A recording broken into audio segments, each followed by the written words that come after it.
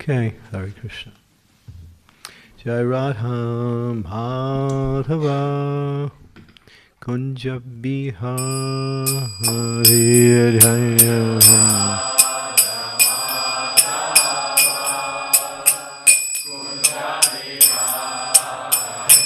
Jai Radha Madhava Kunja Bihari Jaya Kunja Jai Gopi Janavallabha Giri Varadhari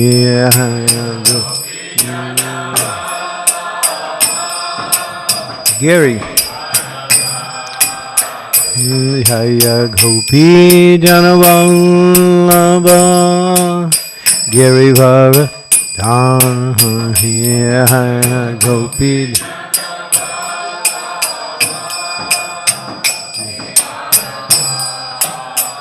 Jasodanandana Vrajadhanhandhanaya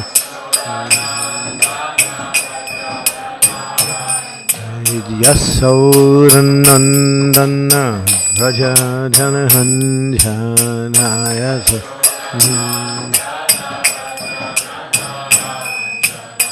Jamunatira Dhana Chahrimu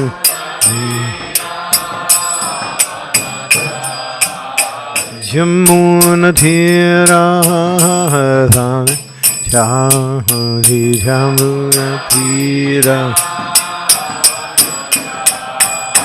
Jaya Radha Madhava Kunja Bihari Jaya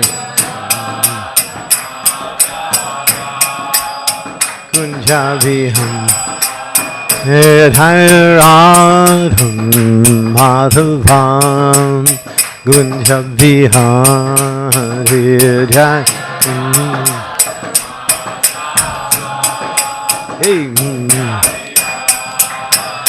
Jaya Gopi Janavallabha Giri Varadhari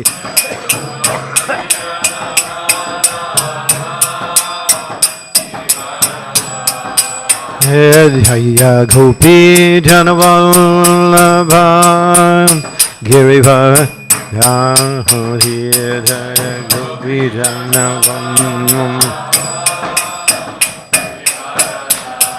Jasodanandana Vrajadhanhandhanaya Yasodanandana Vrajadhanhandhanaya Jamunatira Dhana Chahrimuna Jamunatira Dhana Chahrimuna Jai Radha Madhava Kunja Bihari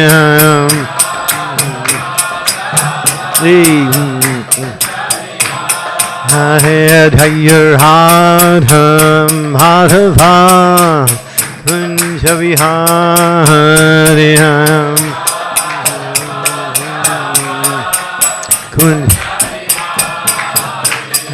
Hare Krishna Hare Krishna Krishna Krishna Hare Hare Hare-rama Hare-rama Rama Rama Hare Hare Hare Krishna Hare Krishna Krishna Krishna Hare Hare Hare Rama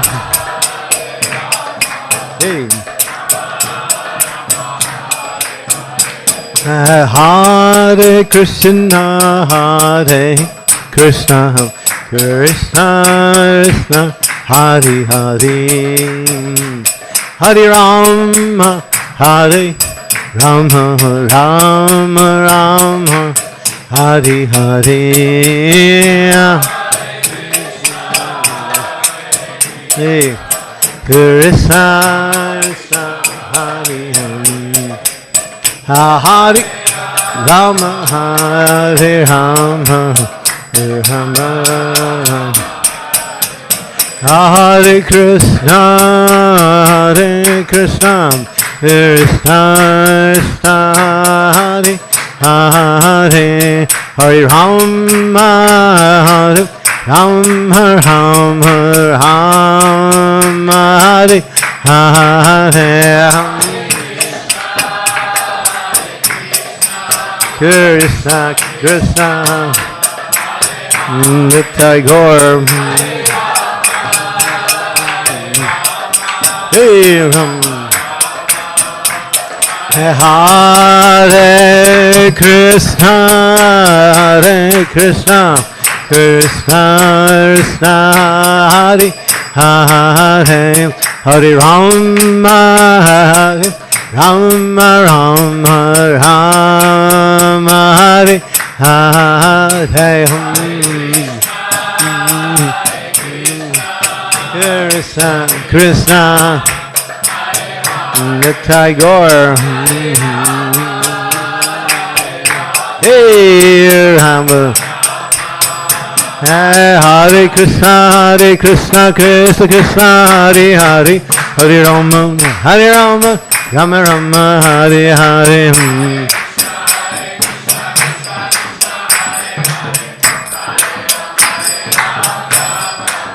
Hare Krishna, Hare Krishna, Krishna Krishna, Hare Hare, Hare Rama, Hare Rama, Rama Rama, Hare Hare.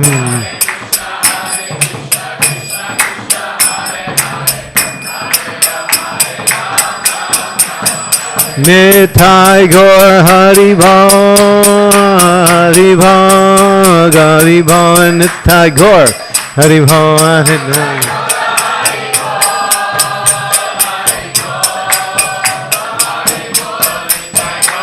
Nitai Gaur Haribo, Haribo, Haribo, Gaur Haribo, Haribo.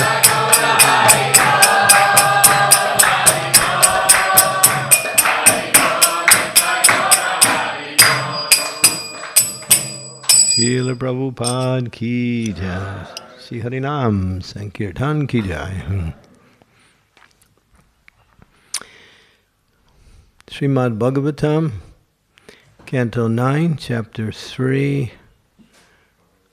I believe they didn't do verse number 12 yet, so they skipped over 12 because 12 doesn't have a purport. So we'll do the translation or the Sanskrit for 13, and then we'll go back and read a few of the verses here. Om Namo Bhagavate Vasudevaya.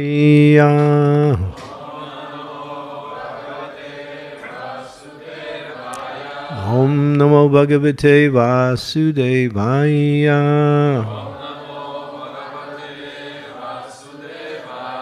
Om Namo Bhagavate Vasudevaya.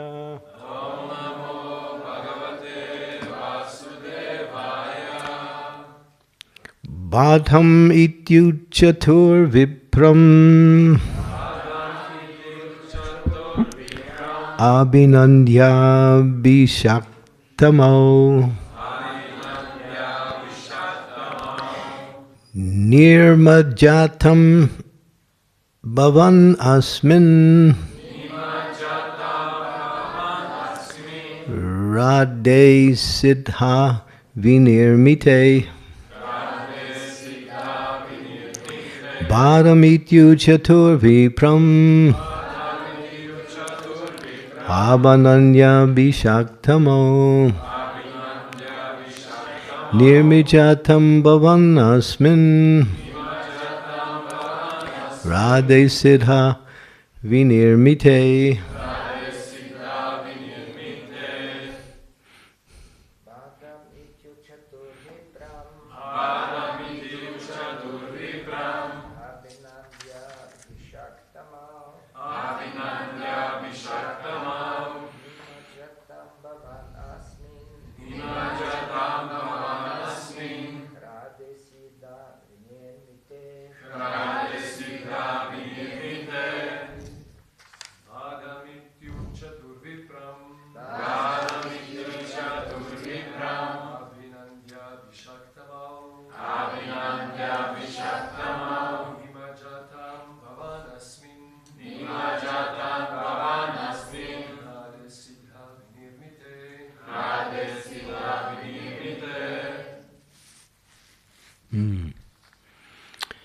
Ladies?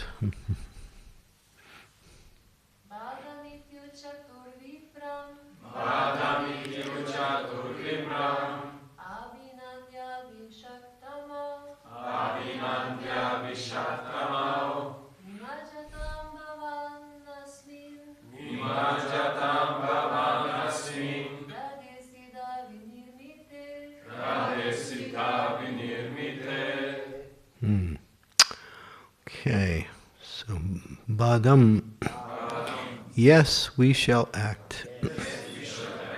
Iti, thus, Uchchatu, they both replied, accepting the proposal of Chaivana,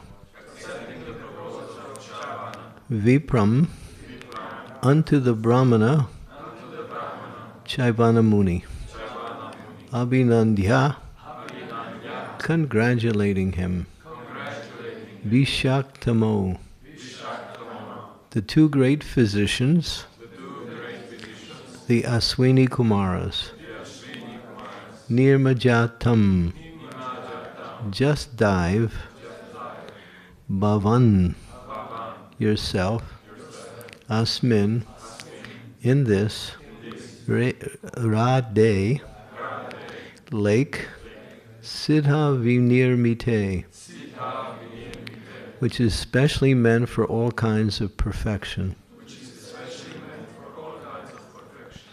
So what is happening here is that Chaivana Muni was offended because he had taken the form of a little worm and was in a hole, and he was pierced by one personality.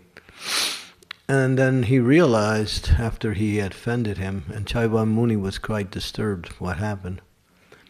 So in order to pacify Chaivana Muni, he gave him his beautiful young daughter, Sukanya.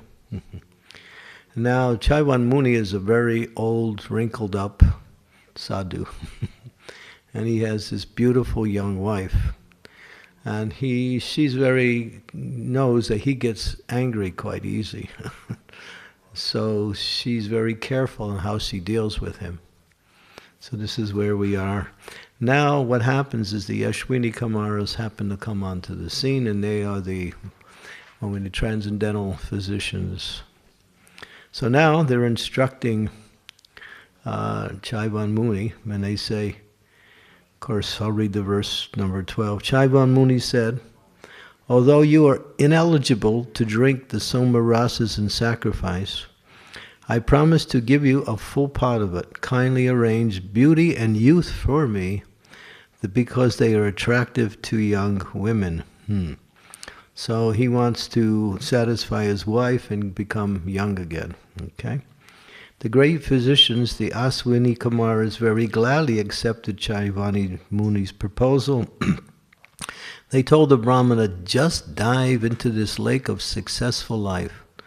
One who bathes in this lake has his desires fulfilled.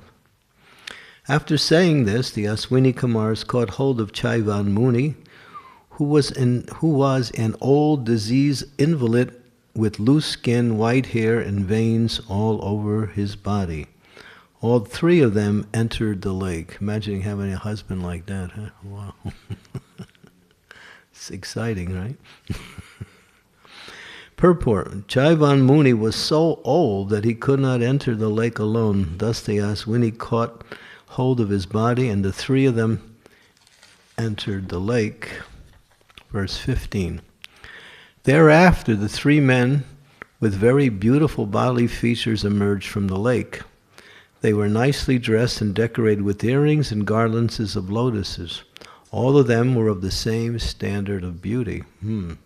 This lake is the lake's what they call it, the fountain of youth. There was a story in America, Ponce de Leon. He was a famous Spanish traveler, and he came to America, and then he discovered, he took over one part of America, which is now the area of Florida. And he so supposedly discovered the lake of youth, or the elixir of youth. If you bathe in some lake there, and somewhere in Florida, you become young again. So it's got something contemporary in it. Then, the next verse 16, the chaste and very beautiful Sukunya could not distinguish her husband from the two Aswini Kumaras, for they were equally beautiful. Not understanding who her real husband was, she took shelter of the Aswini Kumaras. Srila Prabhupada's purport. Sukanya could have selected any one of them as her husband, for one could not distinguish among them, but because she was chaste, she took shelter of the Aswini Kumaras so that they could inform her who her actual husband was. A chaste woman will never accept any man other than her husband, even if there be someone equally as handsome and as qualified. Om Gyan Timidandasya Girajana Salakaya Chaksun Militam Yena Tasmai Shri Gurave Namaha. Nama Om Vishnu Padaya Krishna Prastaya Bhutale Srimakti Bhaktivedanta Swami Iti Namine Namaste Saraswati Deve Gauravani Pacharine Nivasesa Sunyavari Pastyatya De Sitarine Panchakalpa Darubhascha Kripa Sindhu Bevacha Patitanam Bhavanebhyo Vaishnavebhyo Namaho Namaha. Jai Sri Krishna Chaitanya Prabhu Nityananda Sri Advaita Gadadhar Shivasari Gaur Bhakta Vrinda. Hare Krishna, Krishna Krishna, Hare Hare, hare-rama, hare-rama, Rama, Hare Hare. Interesting little pastime here. But we're hearing about a woman who is chaste. Although, as it says here, all of the men that came out were equally as handsome and qualified and decorated same, she could not distinguish who was her real husband. She looked to take shelter of the Aswini Kumaras because she wanted actually to come back to her real husband. And then here, the chastity of a woman is being glorified. The power of a woman is her chastity. So we have the example of Gandhari in the scriptures. Gandhari was the wife of Dhritarashtra. And Dhritarashtra was a blind king. He was blind in two ways. One, physically blind, and two, he had limited sight on understanding what is truth. And he was always being instructed by his younger brother Vidura, who was always concerned about his older brother. But Dhritarashtra had a very difficult time accepting what Vidura said, but Vidura never gave up on him. And finally, at the end, Vidura saved him. But he was blind physically, and his wife was Gandhari. Now Gandhari, not wanting to be in a better position than her husband, she used to wear a blindfold over her eyes, just to not be in a superior position to her husband. She wanted to maintain that dutiful position of servant of her husband. And therefore, and of course, she was very powerful. She was so powerful that her son, Duryodhana, when she wanted to make her son Duryodhana invincible, and she said to her son, you come to me tomorrow, and you come without any clothes on, and I will see your body. And the idea is that if she takes her for blindfolds and sees his body will become like iron, like steel. And then he could not be killed. And so he agreed. He wanted that benediction. So that was his mother. So he's walking along and he's naked. And then Krishna happens to see him and says, where are you going? And he says, I'm going to see my mother. Oh, no clothes on? That's not right. You should put some loincloth on. So somehow Krishna was convincing, and he put a loincloth on. So when he came before his mother, she took the blindfold off, and then she could see her plan was foiled. Krishna had foiled their plan because that part of his body, his hips, were vulnerable. And so when he was fighting with Bhima at the end, Bhima smashed him in the hips and broke his hips, and that's how he died. Otherwise, he couldn't have been killed. Because of the power of his mother, she was a chaste woman. So in the history of chaste ladies in the Vedic culture, Gandhari is considered one of the foremost, along with Mandodari, the wife of Ravana. She was also Anasuya. Anasuya was so chaste that she even instructed the supreme goddess of fortune, Lakshmi Devi, on the principles of chastity. Lakshmi, Sita Devi was the wife of Ramchandra, and she came to Anasuya to learn more about chastity. So Anasuya is considered to be the epitome of all chaste women. You can read about her life in the 4th canto of Srimad Bhagavatam. And so there are many great women in the history, and their chastity makes them powerful. A woman's power is her chastity, her allegiance to her husband, her following religious duties very carefully, and her non-interaction with other men. A chaste woman will not even talk to other men. Of course, in our Krishna consciousness society, we're not so, strict. But that is actually, I know one lady, she's in Switzerland, and she won't talk to any men. She's always with her husband, and she's very, very, very strict in her behavior. And this makes a woman very powerful, spiritually and also materially. And we see the example. Sukanya here, she had complete allegiance to her husband, and though her husband was just an old, wrinkled up sadhu whose skin was so loose that he'd have to hold up his skin because it was just sagging in different places. It's like, she had a husband that was so ugly and so old, and she was so young and beautiful.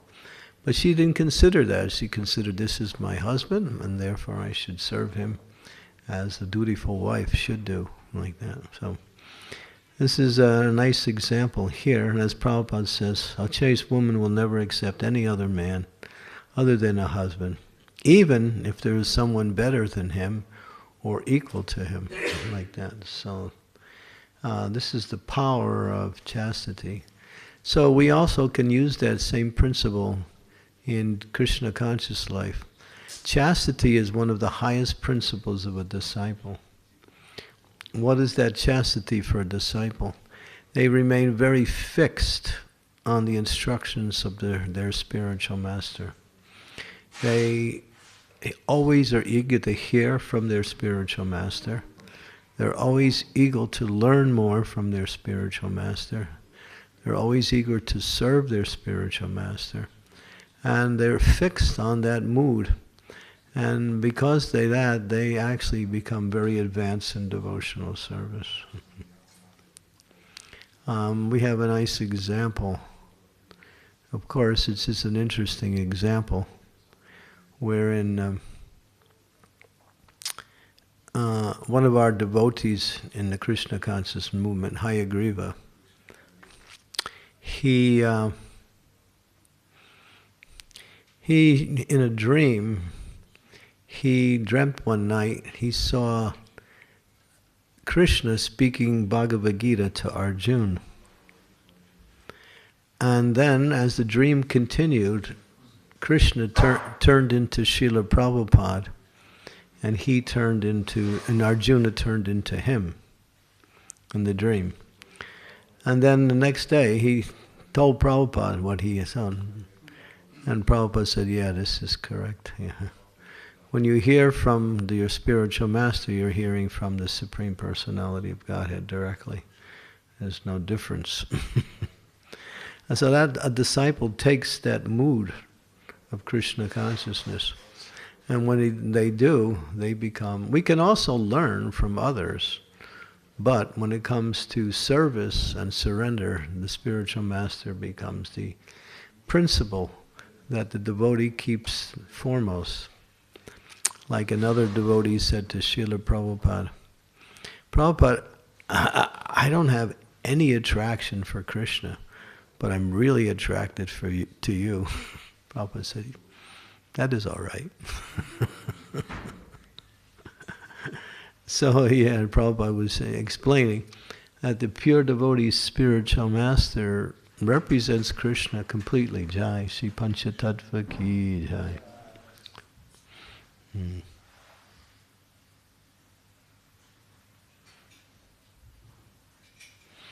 And in the Panchatattva, we also have the principle of Guru there.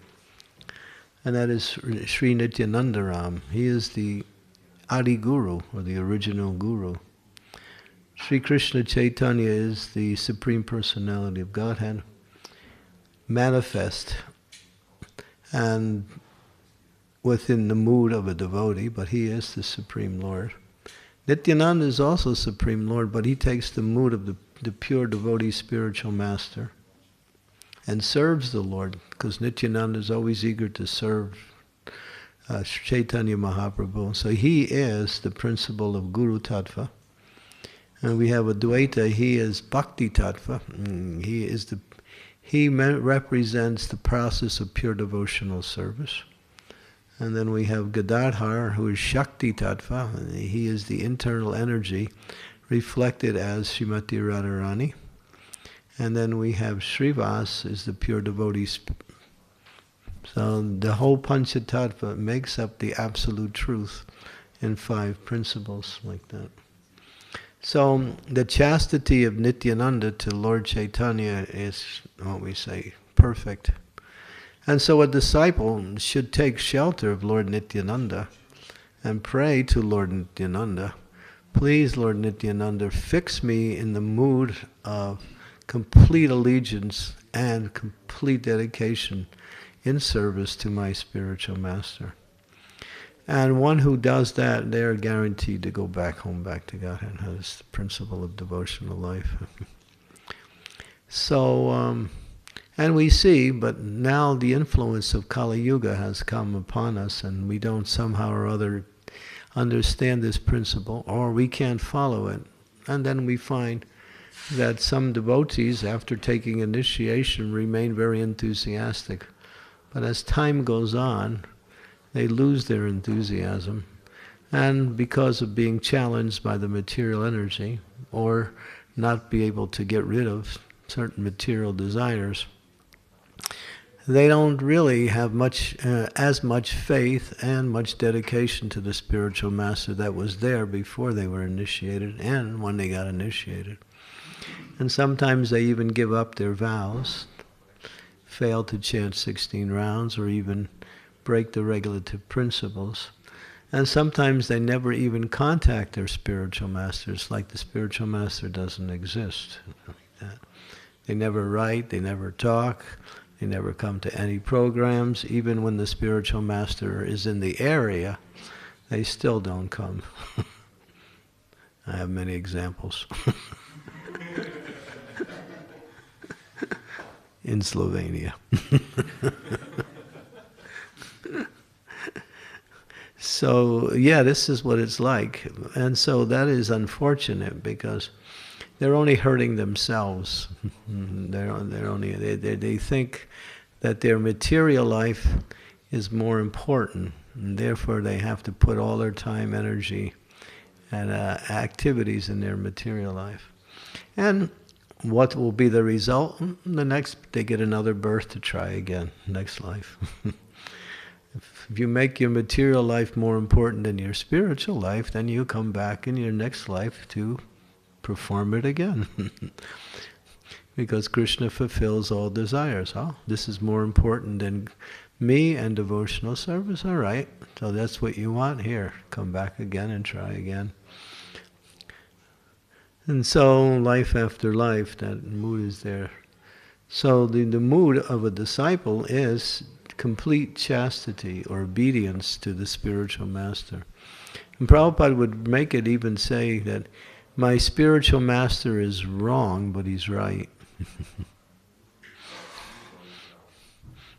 Spiritual master is wrong, but he's right. Now that's a hard one for Kali Yuga, right? You're wrong, and you're wrong. No. What does it mean? That one does never argue with the spiritual master. If one argues with the spiritual master, that is an offense, even if the spiritual master is wrong from the material point of view. But he's never wrong from the spiritual point of view. He might be wrong from the material point of view. But the spiritual point of view is the point of view that's important. You know, so I'll give you an example. Prabhupada this was very early back in the early days of Krishna consciousness. And Prabhupada he was recording tapes of his lectures, these cassette tapes. And he was sending them to Satsarup Maharaj, who had transcribed the tapes. So Prabhupada had transcribed or recorded a few tapes. So he put them in the package, wrapped it up, and it was meant to be sent to the post office. So he called one devotee to take it to the post office. So the devotee takes the package, he starts looking at it, and he says, Prabhupada, this package is not wrapped correctly. You should rewrap it. And Prabhupada said, no, it's all right. Go ahead and mail it. And the devotee, he walks away a little bit, looks at it again, and he says, it's not going to go. Comes back to Prabhupada, says, Prabhupada, it has to be rewrapped or else it's not going to mail properly. Prabhupada said, no, it's okay. Just mail it. And so he's walking again and again. He thinks, well, I think Prabhupada just doesn't understand, because he's from India and this is America. And so he goes back to Prabhupada, and again he presented. Prabhupada gets really angry, slams his fist on it. Everything I do is correct. Mail it. So what was he teaching? Prabhupada was teaching that obedience. That was he was teaching. He was using that as an example to teach obedience to the spiritual master. Whether the package was wrapped right or not, it didn't really matter. That wasn't the issue. The issue was obedience to the spiritual master. So that was so the devotee was okay when he brought it back to Prabhupada the first time. So he wasn't wrong in doing that. But when Prabhupada told him, no, that's okay, it's okay. When he kept coming back, there's where he made his mistake. Initially, he was using his intelligence to say, oh, all right, some correction needs to be made. That's fine. And that's allowable. And that's not... But when Prabhupada already said, no, well, it's okay, you just mail it. Mm-hmm. Sometimes Prabhupada would have to repeat himself just to get the point across. One time Prabhupada was walking with his disciples, and there was one householder there. He had just newly got married. So he asked Srila Prabhupada, and then, Prabhupada, what is the first duty of a householder? Prabhupada stopped the morning walk, planted his cane in the ground, turned to the disciple and said, the first duty of a householder is before you take your food every day, you go to the door and you call loudly, are there any hungry people out there? Are there any hungry people? You call 3 times, any hungry people? Come. And so, then Prabhupada turned around and started walking. And the devotee kept thinking, doesn't sound right. So he asked again. Prabhupada was very patient. Again, he stopped and walked. He said, the first duty of the householder is before you take your food, you go to the door and you call out 3 times, are there any hungry people? And then, if no one comes, then you can take your food. Okay? So then Prabhupada turns and walks again. So then the devotee thinks, there must be another principle that's higher than that. So he asks again. Prabhupada puts his cane in the ground. Prabhupada remained completely calm. He didn't get disturbed. He said, well, before you take your food, you go to the door and you call 3 times, are there any hungry people? And no one comes, and you can take prasad. And Prabhupada went on, and that was the end of it. Prabhupada was very patient with this one. So he was teaching that household life means to understand that it's not your house. It belongs to Krishna. You're simply living there. And a householder has to be charitable. And one of the ways to show charity is to feed others. So there is an injunction in the scriptures that a householder has to feed every day at least one living entity other than their family members with prasadam. That means the ants in the room, the mouse that's running in and out of the hole, the cat that comes by, the dog that's barking outside, or just some other living human being. In other words, it's important that householders don't become what they call grihamedi, or stingy. They have to understand that janasamoham yamaham that everything belongs to the Supreme Lord. I am simply His servant. Therefore, it's my duty in household life to also give charity to others. And one of the best ways, of course, there's many ways, but the best way is to distribute Krishna prasadam, like that. And those of you who can stick around to the end of class, I'm not a householder, but we got some maha here.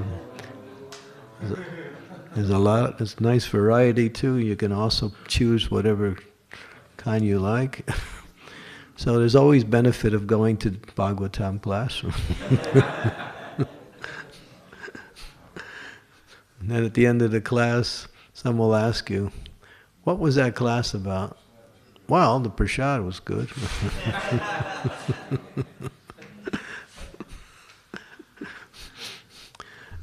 So yeah, so again, back to that point of chastity. Chastity is such a, with women towards their husband, ultimately.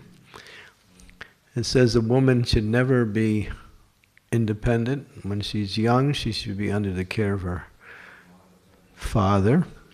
When she's married, she's under the care of her husband. And when she's old, she's under the care of her grown-up sons. Or if there's no grown-up sons, she takes shelter of the temple, like that. But in all cases like that, because just like a father's duty is to get his daughter married, if he doesn't arrange for his daughter to get married, he is sinful. He gets sinful reactions for that.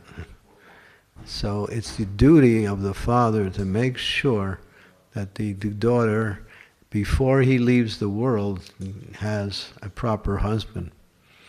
And when a father does that, then his duty as a father towards his daughter is complete. He's so happy.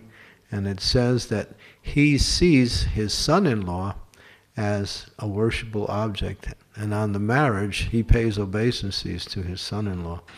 Because son-in-law has done him a great service by accepting his daughter as as his husband, as his wife, and relieving the father from the duty, and therefore the father can now be peaceful. Yeah, that's Vedic culture. And it applies across the board, even though we're not in Vedic culture here, we're practicing the principles of Vedic culture like that. Mm-hmm. And I've seen many fathers, especially of Indian fathers who have daughters, and they can't find a husband for their daughter, and they're just like really quite upset. They're disturbed trying to find a husband for their... But when they do, it's like ecstasy. They're very happy, yeah. Yeah, so here's another example of responsibility in chastity. Chastity to the family, for the husband, like that. A wife should never argue with her husband. If she wants to correct her husband, she should do it without arguing with him or speaking different than he is. The duty of a wife is to always obey her husband, and if there's some disagreement with that husband, she can use her feminine charm and her intelligence to correct her husband in a sweet way, and he doesn't even know he's being corrected. And the ladies know how to do it, so I don't have to say anything else. But if they argue, that will break the marriage. Yeah. A husband doesn't want a wife that argues with him all the time, and because it just destroys the marriage. I've talked to many ladies, and one lady, she told me, my husband used to tell me, what you're saying to me is right, but I can't do it because you're saying it. So a husband doesn't like to be told what to do with it by his wife, but she can tell him what to do in a way that he gets the message without telling him. And that's called women's charm.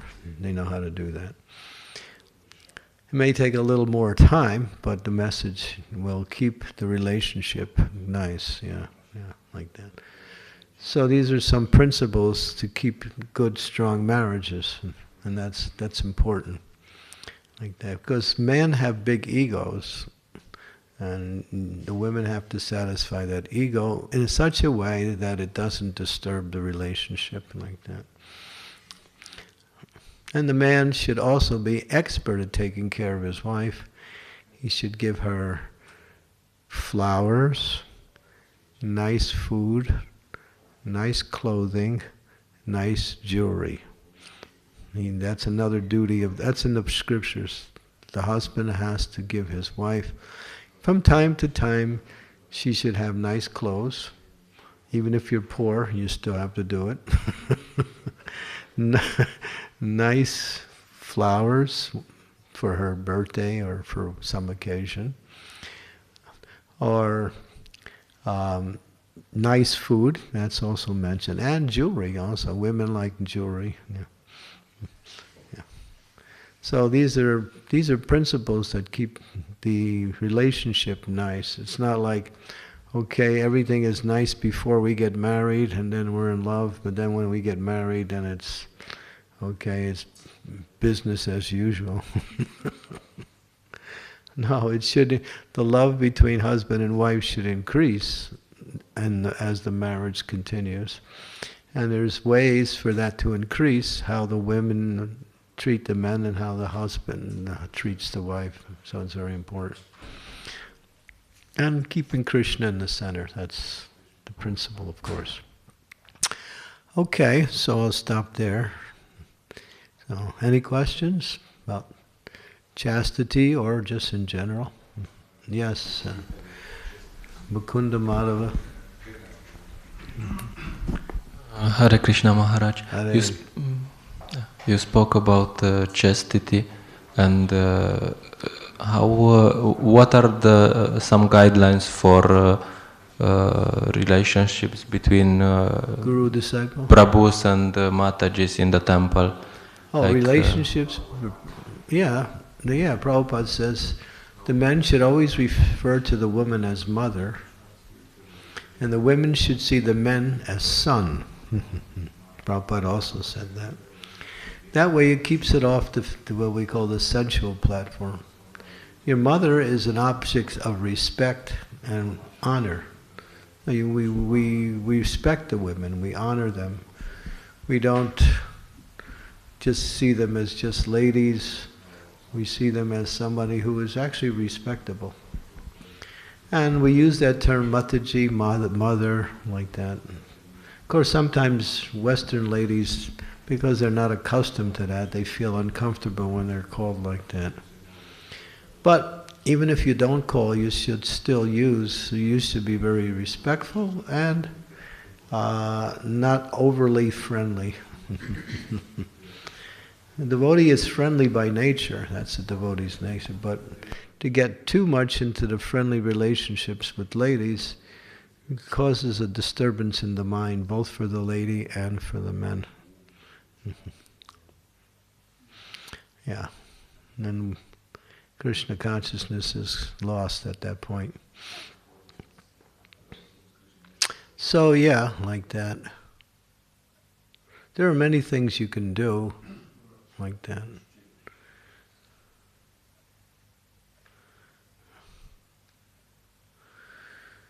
Well, Western society there's no culture there, so we're trying to learn what is actual culture from Krishna consciousness. So to unlearn is not so easy, because the way we're brought up in the Western society is that we don't have any etiquette, proper etiquette like that. You know, in India, the boys and girls would always be in separate classes, in the girls' class and the boys' class.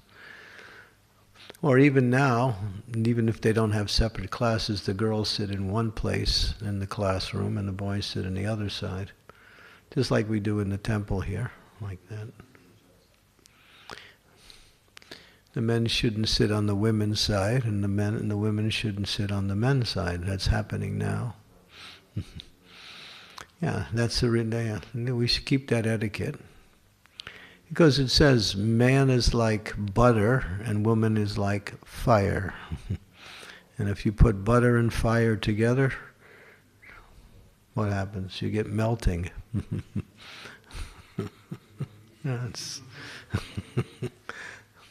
So we have to respect that etiquette like that. And it is many scriptures, the third canto is full of statements about the proper etiquette between men and women, like that. It says that, usually a brahmachari lives with the guru, and the guru's wife sometimes takes care of the brahmachari when the boy is living at the house of the guru.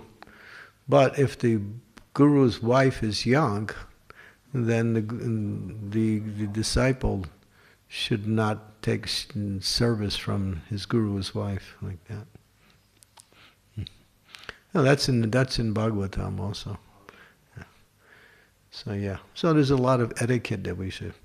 But if you keep a mood of respect, and that's the most important, then you don't fall down to the sensual aspect like that so much. The whole principle of Krishna consciousness is to respect each other. We respect the non-devotees, because Krishna is in the heart of the non-devotees also. So we give them due respect, but we don't associate it with, of course. That respect is given from a distance. But we should be very aware that material energy is very precarious, and I've seen just a little bit of a mistake in that kind of association, and it changes everything. Women and men should not be in the kitchen together, cooking together. Women, and that's where marriages start, in the kitchen and on the altar. Happens all the time, especially on the altar. So you're thinking, here's a good way to get married, huh? Well, that's where romance starts, in the kitchen or on the altar. So if you can avoid that, then because the service is very intimate in these two areas of service,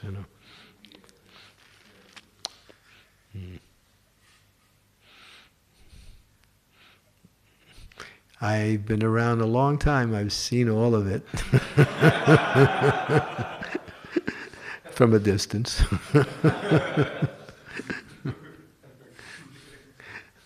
This is the history of our movement. Yeah. And don't think you're ever safe. Well, I'm so fixed up, I'm never gonna, famous last words.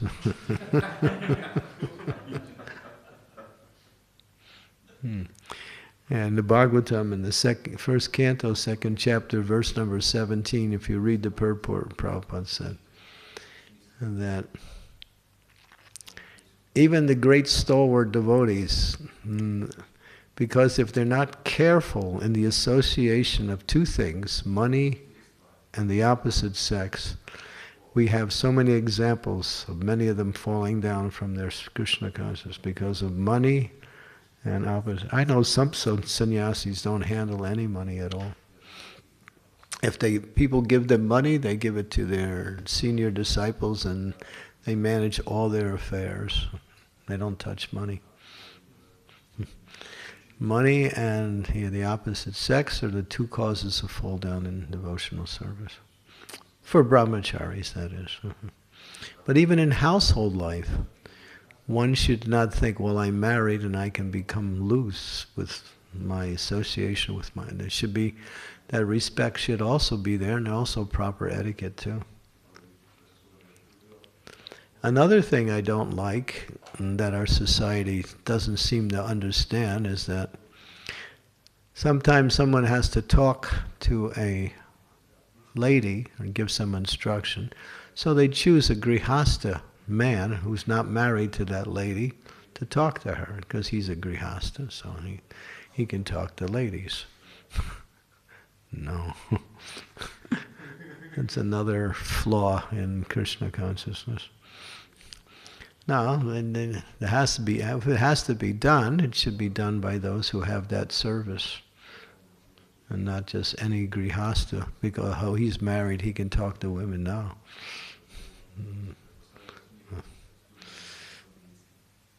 Yeah, I've also seen people give up their spouse and go with another person because of wrong association with someone else. Yeah, I've seen that happen so many times. I've seen almost people kill. I've seen the wife gets attracted to another man, and the husband wants to kill the guy. It almost happened. I saw it one time. The devotee was waiting at the door for this guy who stole his wife, and he had a brick in his hand. He was going to smash him. Fortunately, he didn't come that day. Yeah. Yeah. Another man, he told me somebody stole his wife, and he picked up a gun. He was going to find him. But then he realized this wasn't going to be the best thing. He was angry. So yeah, it can cause, quite. So we should be very careful in association, because. And if we keep respect amongst each other, then there won't be any sensual moods really developing. It's the mood of respect. That's the most important thing. Okay? Yeah. Yes.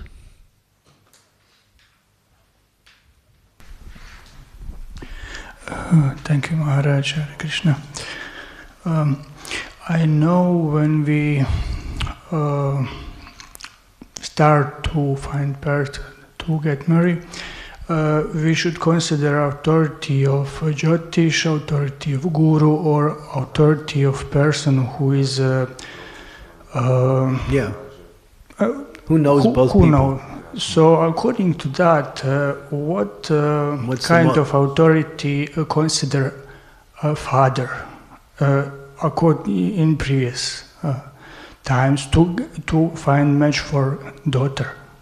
What should the father do? Well, he can use any one of those three. But the most important, of course, in Vedic culture, the husband or the father would always look for similar statuses in life. In other words, same economic status, same educational status, like that. Same nice bridge. The husband should be about 5 years older than the wife. That's ideal, 4 to 5 years older, like that. Because women mature faster than men. So a boy of 16 and a girl of 16 is like a mother to a son. Women are they mature faster in life. Guys never grow up, you know. They're still trying to run around the world trying to find the goddess of fortune, Lakshmi. And women have more to lose, therefore they're very careful. So, but men want to just, jump around here and there like monkeys.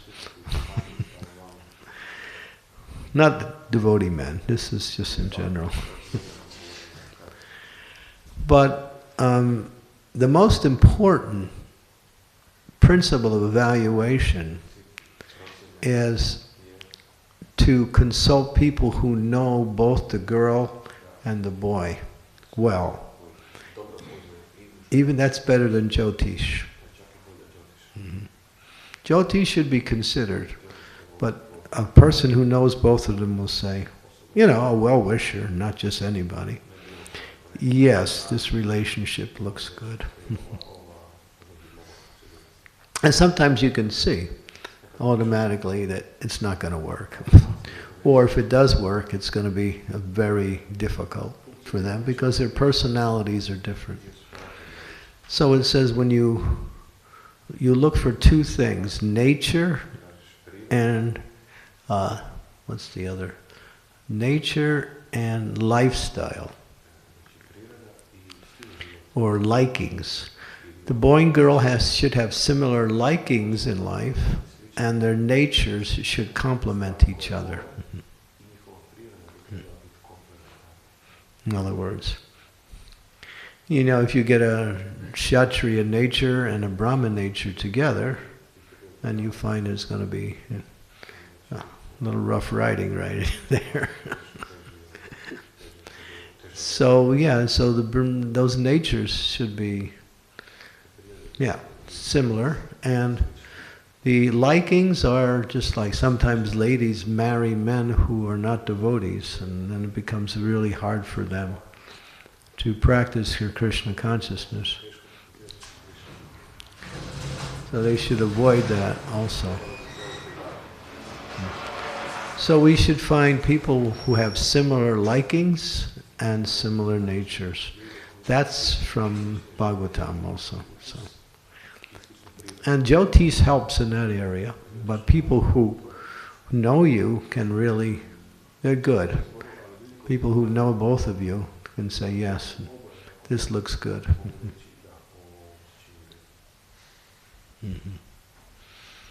Because you see, what is the divorce rate in the world? It's high. It's more than 50%. At one time it was 70% in America. And in ISKCON it was almost 90%. I'm serious. Some people say, well, arranged marriages don't work. Yes. And unarranged marriages don't work. Yes. So what's better, arranged or unarranged? Usually, with the guidance of superior persons, something that is arranged means you get support from others. And you can use that advice and support to help make a decision like that.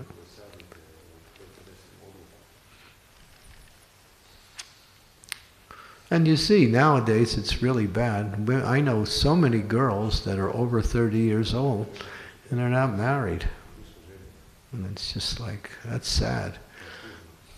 And they want a husband, but somehow it's not happening, for whatever reason. Even there's like, in Krishna consciousness in London, there's one girl, she's my god sister, you know. And she does marriage connections. People put their name in, and this is good. And then she tries to find a boy and a girl to match up. And she always tells me, I can't find anybody. Nobody wants to get married. They come looking for a husband, and then when I match them up, they don't like it. So, she says it's very difficult nowadays. Very difficult. The girls are extra careful nowadays because they can see many of their friends have been burnt by marriages, wrong marriages, so they don't want to make the same mistake. Like that. A woman is looking for 3 things in a husband: affection, protection, and material security. So you better have some money. These 3 things. Women are looking for affection, protection, and material security. And a man is looking for Lakshmi, the goddess of fortune. He's waiting for that beautiful lady to descend on the flower airplane riding on the swan. And then there's my wife. Yeah, I finally found her. So that's what men are always looking for, that most beautiful girl to descend into his life. And the women are just looking for someone who can be affectionate, who is can give security in life, and at the same time can also give protection. If you follow that, I mean, for those of you who want to learn more, there's one beautiful book. It's called The Four Duties of Household Life, I think it's called. It's by the same lady I mentioned. Her name is Jagadishwari. She's from. And if you don't want to read the book is great. I took notes on the book. I have about 50 pages of notes based on this book, which I use to give seminars on this topic. So if anybody wants my notes, it might be also helpful like that. Mm-hmm. So when we understand all of these things, then because marriage is very, very important. It's not like you go out and buy a car, or you can trade in your car. It's almost like buying a house. When you buy a house, you're going to really shop around until you make sure you get that house that is the one you really feel happy with, comfortable with. Same with husband and wife. It's not something that you just... So it should be entered into with great intelligence, and not simply physical attraction. Because physical attraction, and this is the statistics, physical attraction wears off in about 2 years. And then there has to be something else there to keep the relationship going. Of course, in devotional service, we keep religious principles foremost. So devotees have that extra principle. We call it the third partner. That's called Krishna. He makes the marriage work. If we keep Krishna in the center, like that. And keeping Krishna in the center means keeping religious principles in the center. That's what it really means, like that. So each of the ashrams has principles by which governs the activities of the ashram, so especially grihastha life. There's many duties, responsibilities, restrictions, if we follow them carefully, then the relationship will develop. And I know some devotees in our movement that have been married for 50 years. And they were arranged marriages too. And they have successfully followed that religious principle. Because they successfully followed those religious principles, the marriage grew better and better and better, like that. Yeah. Okay, so any other questions? No? If we have time, a question about the disciple, can I ask? Yeah, sure. It was issue between devotees that when devotee become mature in Krishna consciousness and like to progress more, Prabhupada's books talks about basic things. So devotees should read more. No, you haven't read Prabhupada's books then if you say that. Yeah. And that's a bogus question. Bhakti Charuswami gave a seminar showing that everything you need and more is in Prabhupada's books. He pointed it out in a very systematic and a very philosophical way. It's all there in Prabhupada's books. Read Chaitanya Charitamrita. All rasa, all details, all we Everything's need. All we there. need. Everything's there. Enough to go back home, back to Godhead. Everything is there. And listen to his lectures, and he kind of punctuates what's in his books by his lectures. He adds extra in his lectures. But his books are the foundation for everything. The lectures are second, but the books are first. Everything's there in the books. If someone says that, that means they either don't understand Prabhupada's books or they haven't read them. Either one, if somebody's speaking like that. That devotees like to read Krishnadas Kaviraj Goswami, I don't know, Bhaktivinoda Thakur, this. Bhaktivinoda Thakur, Prabhupada said we can read his books. I think about that, books from disciple succession beyond Prabhupada. I think about that. Prabhupada didn't want us to read so much Bhaktisiddhanta Saraswati. But he said Bhaktivinoda you can read. Because Bhaktivinoda Thakur has a Western flair to his presentation of Vedic culture, Vedic knowledge. And his two books that Prabhupada recommended we read, it was Jaiva Dharma and Chaitanya Shikshamrita, these two books, especially Jaiva Dharma, which has the whole science of bhakti. So Prabhupada, gave allowance, gave privilege, permission for us to read Bhaktivinoda. But he wasn't so enthusiastic to give permission to read his guru's books. Bhaktisiddhanta is a little bit more esoteric and more deeper. And so he said, if you want Bhaktisiddhanta, you can get it from me.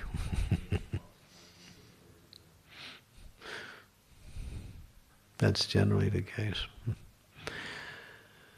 Okay, so we can stop here. Don't forget the best part of the class. Srila Prabhupada ki jai.